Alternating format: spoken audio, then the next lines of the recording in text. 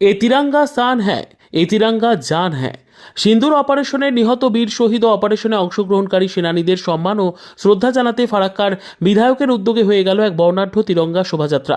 আজকের এই শোভাযাত্রা নয়নসুখ পঞ্চায়েতের জামতলা মোড় থেকে শুরু করে অর্জুনপুর পঞ্চায়েতের অন্তর্গত অর্জুনপুর হাই স্কুলে এসে শেষ হয়। হাজারে হাজারে মানুষ এই শোভাযাত্রায় অংশগ্রহণ করেন। পুরুষ, মহিলা, জাতি, ধর্ম, বর্ণ নির্বিশেষে সকল শ্রেণীর মানুষ এই মিছিলে পায়ে পা মেলান। সভা শেষে আঞ্জুমারা খাতুন, হাবিব পারভেজ, প্রাক্তন বিধায়ক মইনুল হক ও বর্তমান বিধায়ক মনিরুল ইসলাম সহ মিছিলে অংশগ্রহণ করেন এবং মিছিলের সামিল সমস্ত মানুষজন শহীদ জওয়ানদের আত্মার শান্তি কামনায় 1 মিনিট নীরবতা পালন করে। উপস্থিত ছিলেন অরুণময় দাস ও ইলিয়াস শেখ সহ একাধিক দেশপ্রেমীরা।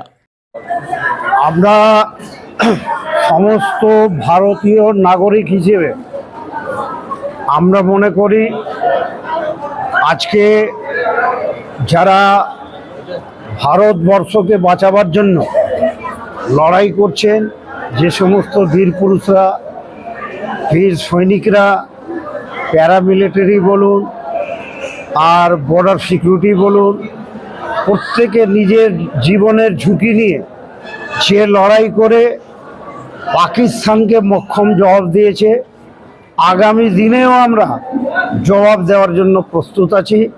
আমরা ভারতীয় নাগরিক হিসেবে দল পরে, আগে আমরা ভারতীয় নাগরিক।